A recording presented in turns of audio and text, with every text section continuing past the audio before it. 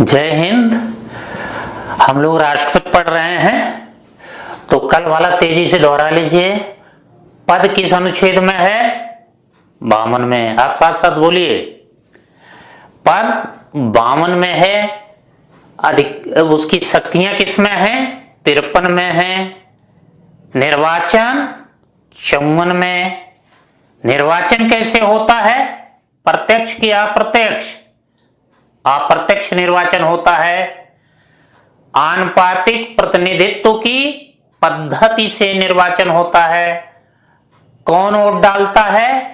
सारे निर्वाचित एमपी और सारे निर्वाचित एमएलए वोट डालते हैं। और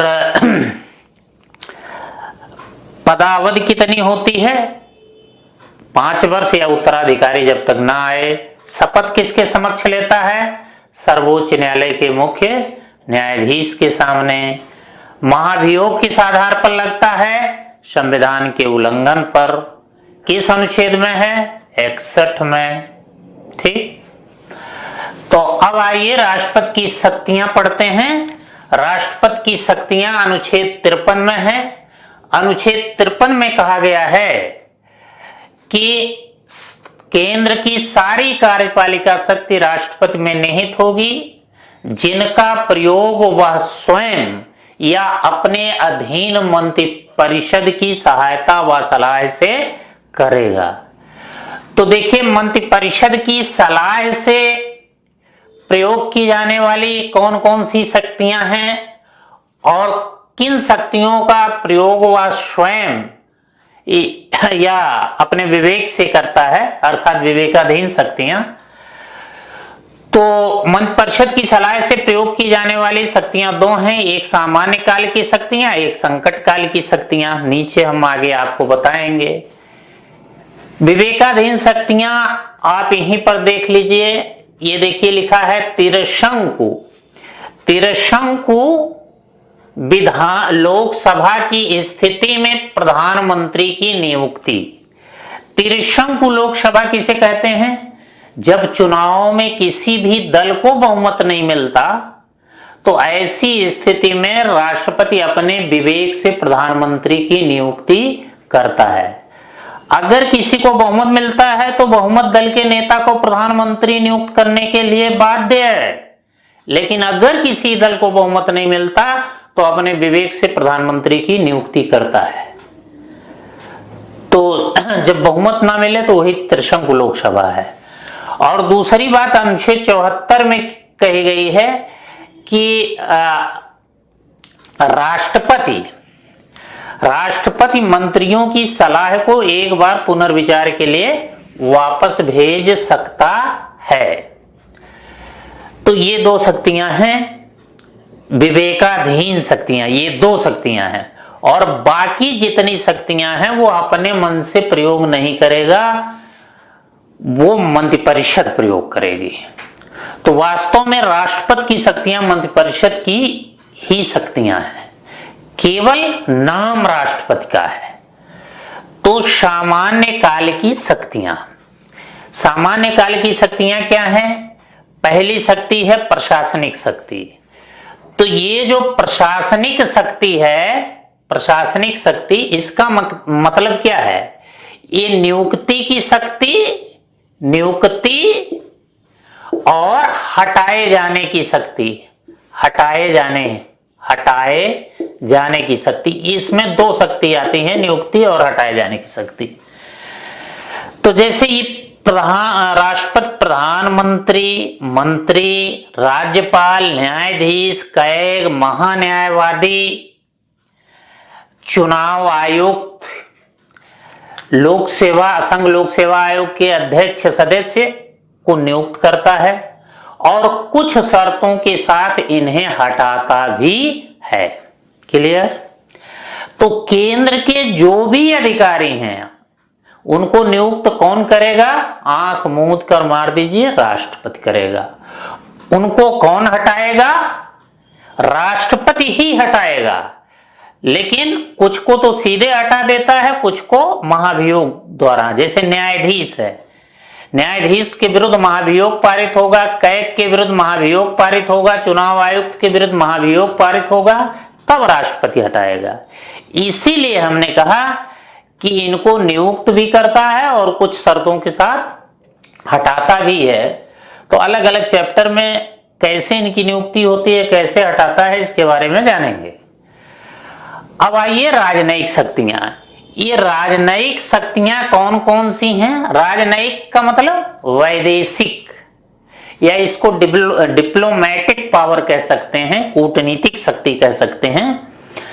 तो राजनयिक शक्तियों के अंतर्गत विदेशों से संधियां करेगा राष्ट्रपति, विदेश नीति का संचालन करेगा, राजदूतों की नियुक्ति करेगा। तो हमारे जो राजदूत विदेशों में हैं उनकी नियुक्ति राष्ट्रपति ही करता है। तो ये राजनयिक शक्तियां हैं। तो अब देखिए, विदेशों से संधि करे, विदेश नीति का संचालन करे, बाद में संसद से इसका अनुमोदन उसे लेना पड़ता है, लेकिन करता है राष्ट्रपति। राष्ट्रपति करने का मतलब मंत्री करते हैं, लेकिन राष्ट्रपति के नाम से ही इन शक्तियों का संचालन, इन शक्तियों का प्रयोग किया जाता है। अगला ये सैन्य शक्तियां। सैन्य शक्तियों में आप जानते हैं राष्ट्रीय सुरक्षा की जिम्मेवारी राष्ट्रपति की है। राष्ट्रपति कैबिनेट या मंत्रिमंडल की सलाह से युद्ध की घोषणा करता है, शांति की घोषणा करता है, सीमाओं पर सैनिकों की तैनाती करता है, और आप जानते हैं तीनों सेनाओं का कमांडर होता है। तो राष्ट्रपति ही तीनों सेनाओं का कमांडर होता है। अगली आइए न्यायिक शक्तियां। न्यायिक शक्तियों में मुख्य है क्षमादान की शक्तियां। क्षमादान, तो अगर न्यायालय किसी को कोई दंड देता है या मृत्यु दंड देता है, तो राष्ट्रपति ऐसे दंड या मृत्यु दंड को क्षमा कर सकता है। ठीक है, तो अगर राष्ट्रपति ने क्षमा कर दिया तो दंड और मृत्यु दंड समाप्त हो जाएगा।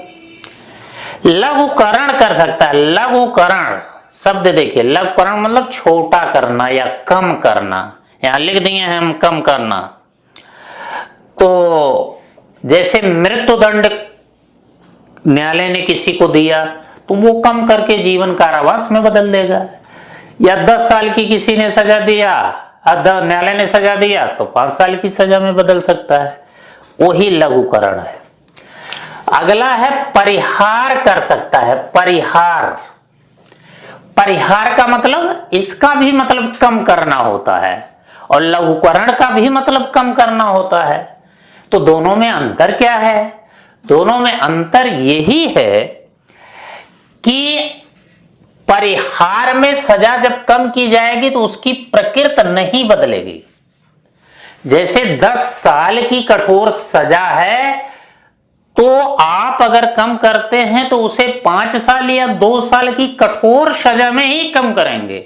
ऐसा नहीं है कि 10 साल की कठोर सजा को आप 5 वर्ष की साधारण सजा में कन्वर्ट कर दें। नहीं, 10 साल की कठोर सजा है तो 5 या 2 साल की कठोर सजा में ही कन्वर्ट कर सकते हैं।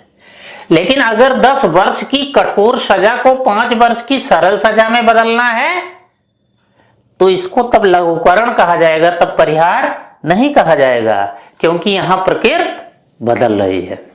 क्लियर? अब देखिए, विराम कर सकता है। ये विराम का मतलब क्या होता है? विराम का मतलब, विराम तो देते होंगे लिखते वक्त, तो विराम का मतलब यही है कि रोक सकता है। कि जैसे कोई गर्भवती महिला अपराधी है तो बच्चे को जन्म लेने का अधिकार मिलना चाहिए। तो जो अगर गर्भवती महिला अपराधी है तो उसके दंड को लागू होने से कुछ दिनों तक रोक सकता है। ठीक है, कि जाओ बच्चा पैदा कर लो फिर आना जेल में। ठीक, बच्चे ने तो कोई अपराध नहीं किया है, तो बच्चे को जन्म लेने का अधिकार है, इसलिए दंड को कुछ दिनों तक रोक देगा। इसी को विराम कहते हैं। प्रविलंबन कर सकता है।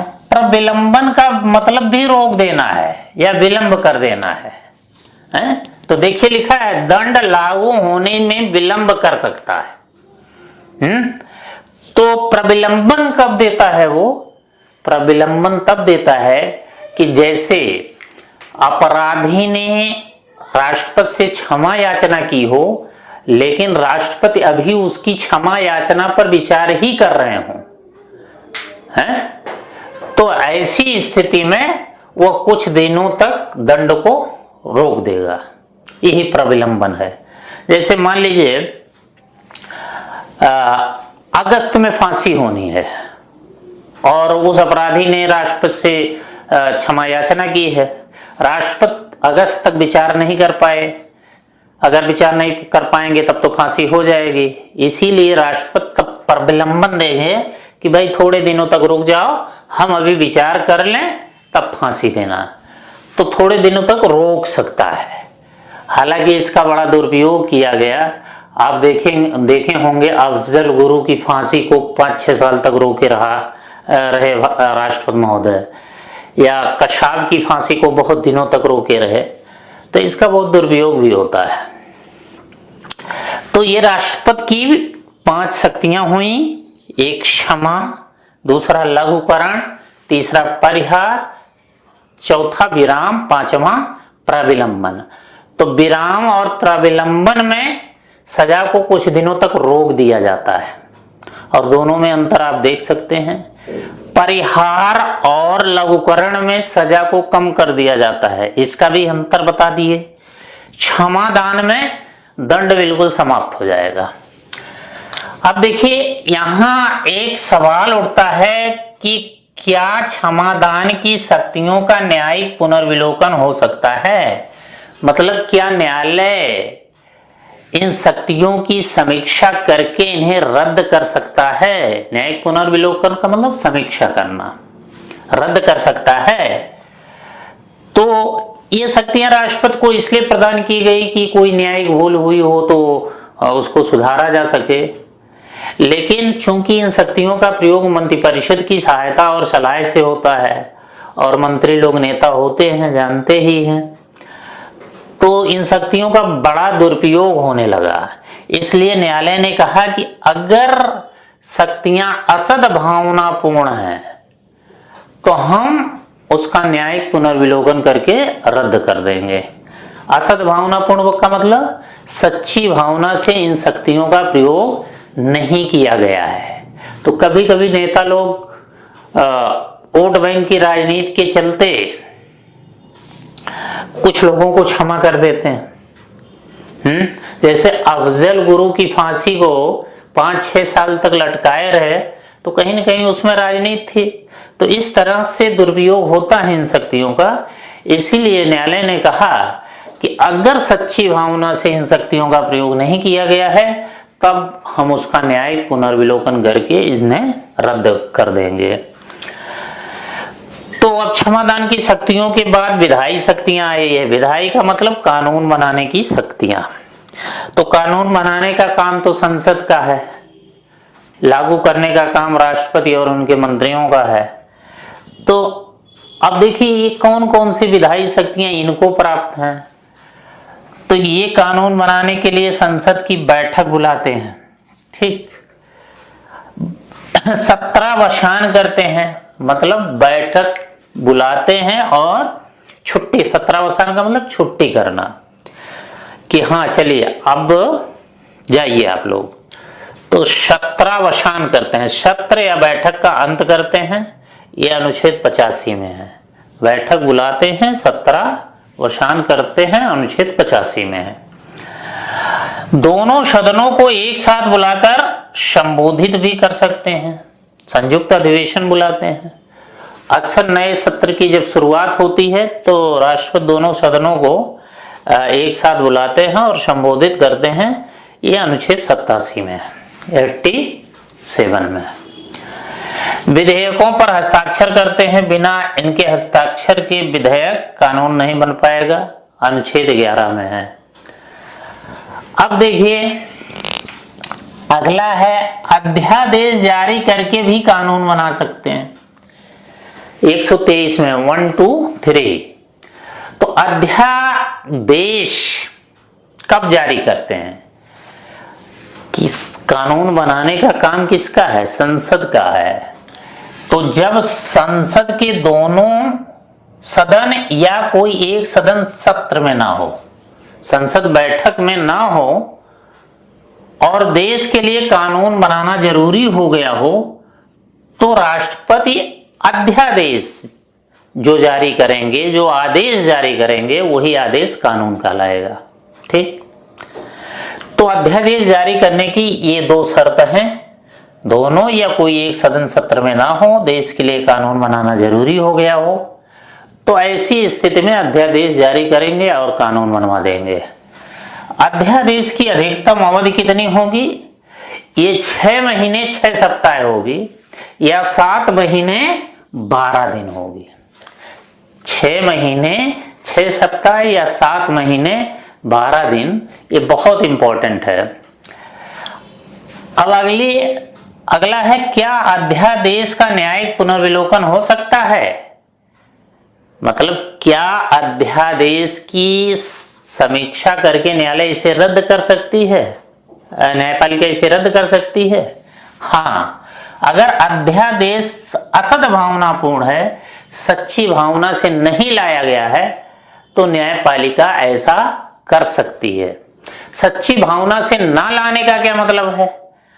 कि मान लीजिए किसी एक राज्यसभा में सरकार का बहुमत नहीं है, तो सरकार जान रही है कि राज्यसभा में बहुमत नहीं है, हम कानून नहीं बनवा पाएंगे, तो सरकार क्या कह देती है? राष्ट्रपति से कह देती है बैठक का अंत करो, सत्रावसान करो, और जैसे ही सत्रावसान हो जाता है अध्यादेश जारी करके कानून बनवा देती है। तो यहां सच्ची भावना से है, ये जानबूझकर सरकार ने संसद का सत्र समाप्त किया, तो ये सच्ची भावना से नहीं है। तो इसलिए ऐसी जब स्थिति आए तो न्यायालय अध्यादेश का न्यायिक पुनर्विलोकन करके उसे रद्द घोषित कर सकता है। अब आइए राष्ट्रपति की संकटकालीन शक्तियां। राष्ट्रपति की संकटकालीन शक्तियां, या इसी को हम लोग आपातकाल कहते हैं, यह भाग 18 में है। भाग 18 जब पढ़ाएंगे तो इसकी हम चर्चा करेंगे आपसे, लेकिन अब चूंकि प्रकरण आ गया तो यही पढ़ा दे रहे हैं। अब देखिए, जो संकटकालीन शक्तियां हैं ये 3 हैं। पहला है राष्ट्रीय आपात, नेशनल इमरजेंसी जिसको कहते हैं, ये अनुच्छेद 352 में है। दूसरा है राष्ट्रपति शासन, यह अनुच्छेद 356 में है।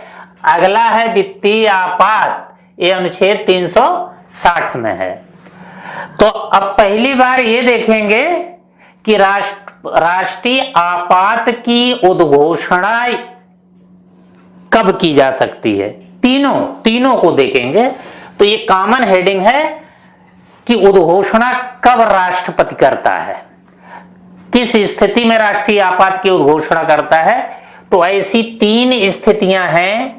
एक है बाह्य आक्रमण, कोई देश भारत पर आक्रमण कर दे, भारत किसी से युद्ध लड़े, या सशस्त्र विद्रोह हो जाए, देश के भीतर हथियार सहित विद्रोह हो जाए, तो उस स्थिति में राष्ट्रीय आपात की उद्घोषणा राष्ट्रपति करेगा।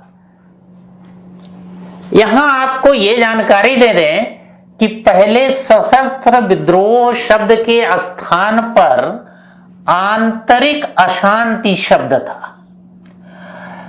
44वें संशोधन के द्वारा इस आंतरिक अशांति को हटा दिया गया और इसके स्थान पर सशस्त्र विद्रोह शब्द लिख दिया गया। एक चीज और लिखा गया था, इस 44वें संशोधन में यह भी लिखा गया था कि कैबिनेट की उद्घोषणा कैबिनेट की सलाह पर, उद्घोषणा कैबिनेट की सलाह पर। तो देखिए, कैबिनेट शब्द संविधान में नहीं था। पहली बार 44वें संशोधन से कैबिनेट शब्द जोड़ा गया। इसमें लिखा गया कैबिनेट की लिखित सलाह पर, लिखित सलाह पर। तो ये चीज स्मरण है, कभी डिटेल पढ़ाएंगे हम तो एक कहानी बताएंगे क्यों ऐसा किया गया था, लेकिन आपके एग्जाम से इसी से मतलब है। कैबिनेट की लिखित सलाह पर ही किया जा सकता है। कैबिनेट का मतलब वही मंत्रिमंडल की लिखित सलाह पर। तो 44वें संशोधन में दो शब्द जोड़े गए, एक आंतरिक अशांति के स्थान पर सशस्त्र विद्रोह और दूसरा कैबिनेट की लिखित सलाह पर। तो आपने देखा राष्ट्रीय आपात की उद्घोषणा कि ये तीन परिस्थितियां हैं, बाह्य आक्रमण, युद्ध, सशस्त्र विद्रोह। और ये आपको मालूम होना चाहिए कि राष्ट्रीय आपात की उद्घोषणा ये पूरे देश के लिए भी हो सकती है और देश के किसी भाग के लिए भी हो सकती है। जैसे जम्मू कश्मीर के लिए ही राष्ट्रीय आपात की उद्घोषणा की जा सकती है। घटना, ये तीनों घटनाएं घटित हो जाएं या घटने की संभावना मात्र भी रहे, तब भी राष्ट्रीय आपात की उद्घोषणा की जा सकती। ठीक, कि जैसे युद्ध संभावित हो तब भी। दूसरा, राष्ट्रपति शासन की उद्घोषणा। राष्ट्रपति शासन की उद्घोषणा तब की जा सकती है जब राज्यपाल या अन्य किसी माध्यम से राष्ट्रपति को यह सूचना मिले कि राज्य सरकार संविधान के अनुसार नहीं चल रही है। राज्य सरकार संविधान के अनुसार नहीं चल रही है, मतलब कानून व्यवस्था बिल्कुल लुंज पुंज हो चुकी है। राज्य सरकार मनमानी पूर्ण ढंग से काम कर रही है, या राज्य सरकार को केंद्र सरकार जो कार्यपालिकी अनुदेश दे रही है कि तुम्हें ये काम करना है, उसका उल्लंघन कर रही है। तो आगे आपको पढ़ाया जाएगा केंद्र संबंध में, ये कार्यपालिकी अनुदेश अनुच्छेद 256, 257 के अंतर्गत दिए जाते हैं। ये केंद्र सरकार राज्य सरकार को ये अनुदेश देती है कि हमारा जो कानून तुम्हारे राज्य में लागू है उस कानून का पालन कराओ, हमारे राष्ट्र मार्गों की सुरक्षा करो, ये सारे अनुदेश देती है। अगर राज्य सरकार इन अनुदेशों का पालन करने में विफल रहती है तो राष्ट्रपति राज्य सरकार को बर्खास्त करके राष्ट्रपति शासन लगा देगा। एक स्थिति और भी आ सकती है, जैसे महाराष्ट्र में हुआ था कुछ दिनों के लिए नौटंकी, कि किसी भी दल को बहुमत ना प्राप्त हो तब भी, और चुनाव कराने लायक स्थिति ना हो तब भी राष्ट्रपति शासन लगाया जा सकता है राज्य में। वित्तीय आपात में वित्तीय अस्थिरता की स्थिति हो या दिवालियेपन की स्थिति हो, दिवालियेपन की स्थिति हो तब भी आपात लगाया जा सकता है।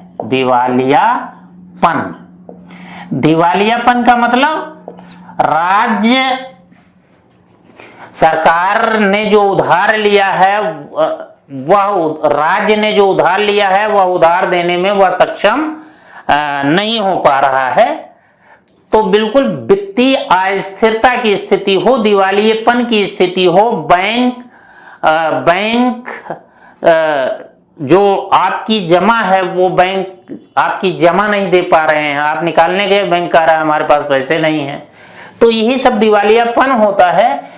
उस स्थिति में वित्तीय आपात की उद्घोषणा राष्ट्रपति कर सकता है। ठीक, तो ये उद्घोषणा की परिस्थितियां हमने बता दिया। अब देखिए उद्घोषणा की अवधि कितनी होगी। इसमें राष्ट्रीय आपात की अधिकतम अवधि 1 माह होगी। 1 माह, ये बहुत इंपॉर्टेंट है, 1 माह होगी। लेकिन इस 1 माह के भीतर अगर संसद विशेष बहुमत से अनुमोदन कर दे तो अवधि 6 माह के लिए बढ़ जाएगी। विशेष बहुमत से कह दे कि हाँ हम उद्घोषणा का समर्थन कर रहे हैं, तो यह अवधि 5-6 माह के लिए बढ़ जाएगी। और पुनः 6 माह के लिए 6 माह पर अनुमोदन कर दे तो अगले 6 माह के लिए बढ़ जाएगी। और इस तरह 6-6 महीने के अनुमोदन पर अनिश्चित काल तक के लिए बढ़ाया जा सकता है। यहां हमने असीमित लिख दिया है, मतलब वही है, अनिश्चित काल तक के लिए बढ़ाया जा सकता है। ठीक, तो आपको इतना याद करना है, बिना संसदीय अनुमोदन के 1 माह और 6-6 माह पर अनुमोदन होता रहे तो अनिश्चित काल। क्लियर? इसकी अवधि देखिए, इसकी अवधि बिना संसदीय अनुमोदन के 2 माह होगी। अगर 2 माह के बीच संसद के दोनों सदन अनुमोदन कर दें तो यह अवधि 6 माह तक बढ़ जाएगी। और पुनः 6 माह पर अनुमोदन कर दें तो अगले 6 माह के लिए बढ़ जाएगी। तो इस तरह 6-6 माह के अनुमोदन पर 3 वर्ष तक बढ़ सकती है। तो कहने का मतलब बिना संसदीय अनुमोदन के 2 माह और संसदीय अनुमोदन होता रहे तो अधिकतम 3 वर्ष तक हो सकती है। 3 वर्ष के बाद अगर अवधि बढ़ाने की नौबत आए तब संविधान संशोधन करना पड़ेगा। जैसे पंजाब में संविधान संशोधन करके अवधि बढ़ाई गई थी, तो सबसे लंबी अवधि राष्ट्रपति शासन की या तो कश्मीर में रही, लेकिन कश्मीर में राज्यपाल शासन बोलता था, कश्मीर में रही या पंजाब में।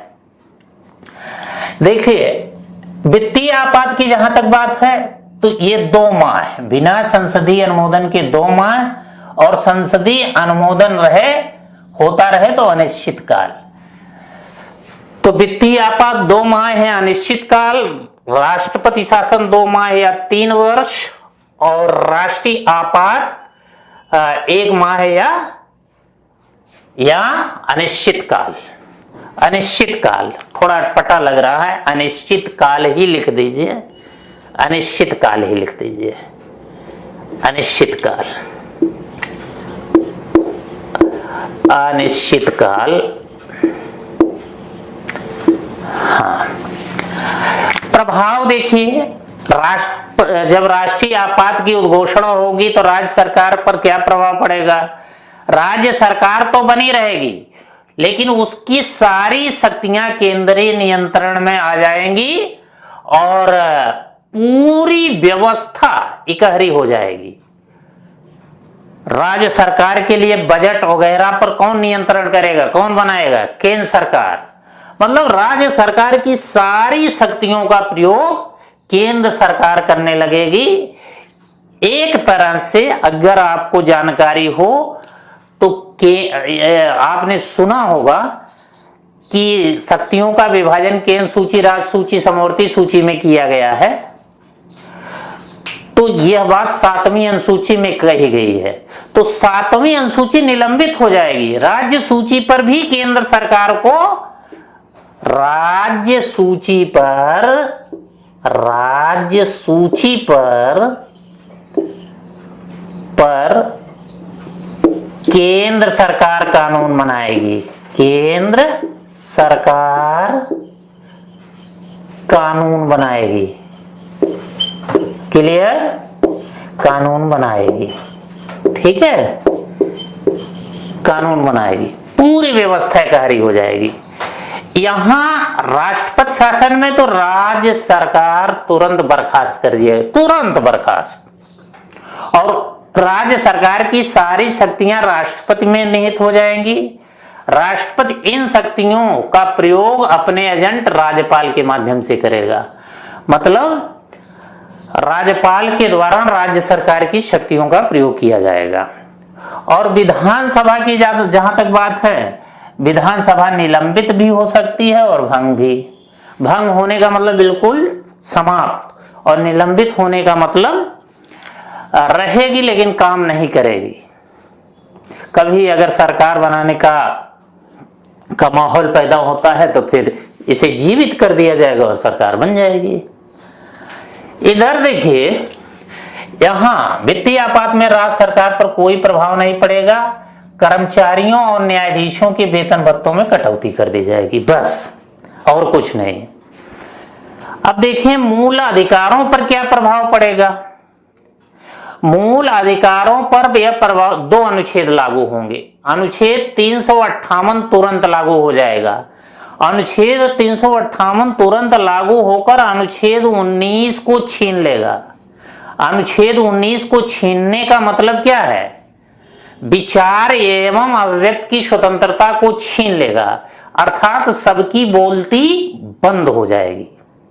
कोई सभा नहीं कर सकता, संगठन नहीं बना सकता, सबकी बोलती बंद कर देगा। कौन? 358 लागू होकर जो अनुच्छेद 19 को छीनेगा, तो सबकी बोलती बंद हो जाएगी। अनुच्छेद 19 में प्रेस है, तो प्रेस पर भी सेंसर लग जाएगा, प्रेस भी नियंत्रण में आ जाएगी सरकार के, प्रेस भी कुछ अपने मन से नहीं लिख सकता। अनुच्छेद 359 तभी लागू होगा जब राष्ट्रपति यह उल्लेख करे कि नागरिकों के फला फला अधिकार छीने जाते हैं, लेकिन 359 के माध्यम से भी 20-21 को नहीं छीन सकता। अनुच्छेद 20 और 21 को छोड़कर सभी मौलिक अधिकारों को अनुच्छेद 359 छीनेगा। अनुच्छेद 358 किसको छीनेगा? केवल 19 को छीनेगा। वो राष्ट्रपति उल्लेख करे या न करे, तुरंत 358 लागू हो जाएगा। मौलिक अधिकारों पर कोई प्रभाव नहीं पड़ेगा यहां राष्ट्रपति शासन में। वित्तीय आपात में भी कोई प्रभाव नहीं पड़ेगा। अब तक कितनी बार हुआ है? अब तक 3 बार राष्ट्रीय आपात हुआ है। एक तो 1962 से 68 है, तो 1962 से 68, तो देखिए 62 में किसके साथ युद्ध हुआ था? चीन के साथ। और 68 में किसके साथ युद्ध हुआ था? 68 में कह रहे हैं, 62 में चीन के साथ हुआ था, 65 में पाकिस्तान के साथ हुआ था। तो 1962 से 68 लगातार इन 2 युद्धों के कारण राष्ट्रीय आपात बना रहा। दूसरा है 1971 से 1975, तो 71 में भारत पाक युद्ध हुआ था, इसकी वजह से हुआ। और फिर 1975 से 77 आंतरिक अशांति के आधार पर लगा था। दरअसल वहां जयप्रकाश नारायण एक जेल भरो आंदोलन छेड़े थे, तो पूरे देश में वाफो की स्थिति बनी थी। और उस समय श्रीमती इंदिरा गांधी का शासन था, तो उन्होंने आंतरिक अशांति के आधार पर ये लगा दिया राष्ट्रीय आपात और सबको जेल में ठूस दिया। अब देखिए यहां ये तो 100 से अधिक बार हुआ। पहली बार पंजाब में लगा था राष्ट्रपति शासन, और सबसे अधिक बार यूपी में लगा 10 बार। मणिपुर में भी 10 बार लगा, केरल में भी 9 बार लगा था। मणिपुर में लगा और केरल में भी 9 बार लगा था। तो सबसे अधिक बार यूपी में 10 बार, मणिपुर में भी 10 बार, और पहली बार पंजाब में लगा था। अगर कश्मीर को छोड़ दिया जाए तो पंजाब में सबसे लंबी अवधि रही। ठीक। और वित्तीय आपात एक बार भी आज तक नहीं लगा। तो इस तरह राष्ट्रपति की संकटकालीन शक्तियों में आपने देखा कि 3 शक्तियां हैं। राष्ट्रीय आपात बाह्य आक्रमण युद्ध सशस्त्र विद्रोह के कारण घोषित किया जाता है। संवैधानिक मशीनरी जब फेल हो जाती है तो राष्ट्रपति शासन, जब वित्तीय अस्थिरता होती है तब वित्तीय आपात। राष्ट्रीय आपात की अवधि ज्यादा से ज्यादा 1 माह, लेकिन संसद अनुमोदन करती रहे तो अनिश्चित काल। इसकी अवधि 2 माह, संसद अनुमोदित करती रहे 3 वर्ष। इसकी अवधि 2 माह, संसद अनुमोदन करती रहे तो अनिश्चित काल। इसमें राज्य सरकार तो रहेगी, लेकिन उसकी शक्तियां केंद्रीय नियंत्रण में आ जाएगी। राज्य सूची पर केंद्र सरकार कानून बनाने लगेगी। यहाँ क्या, राज्य सरकार तो बर्खास्त हो जाएगी और सारी शक्तियों का प्रयोग राज्यपाल राष्ट्रपति के एजेंट के रूप में करेगा। और यहाँ पर राज्य सरकार पर कोई आंच नहीं आएगी, लेकिन कर्मचारियों और न्यायाधीशों के वेतन भत्ते काट लिए जाएंगे। मूलाधिकार पर प्रभाव, 20-21 को छोड़कर किसी भी मौलिक अधिकार को छीना जा सकता है, लेकिन सबसे पहले किसको छीना जाएगा? 19 को छीनकर सबकी बोलती बंद कर दिया जाएगा, प्रेस को नियंत्रित कर दिया जाएगा। बाकी अन्य दोनों में मौलिक अधिकारों पर कोई प्रभाव नहीं पड़ता। ये 3 बार, ये 100 से अधिक बार, पंजाब में पहली बार, यूपी में सबसे अधिक बार, ये 1 बार भी नहीं। तो ये राष्ट्रपति की शक्तियां हमने आपको पढ़ा दिया। अब अगले वीडियो में हम उपराष्ट्रपति मंत्रिपरिषद पढ़ाकर ये पूरा चैप्टर खत्म कर देंगे। और जम के आप सब्सक्राइब करते रहिए, शेयर करते रहिए, घंटी बजाते रहिए। और दूसरी चीज ये है कि अब हम अच्छे बड़े बड़े टीचर्स को जोड़ रहे हैं। कल ऐप भी आ जाएगा हमारा, और ये क्लास तो आपकी चलती रहेगी। और जितने भी प्रतियोगी परीक्षाएं हैं सब ऐप पर, सबके क्लास ऑनलाइन चालू होंगे। तो कई लोग हमारे साथ जुड़ रहे हैं। तो अगर आपको अच्छा लग रहा हो तो बस खुद जुड़िए और लोगों को जोड़िए। और दूसरी बात यह है कि देखिए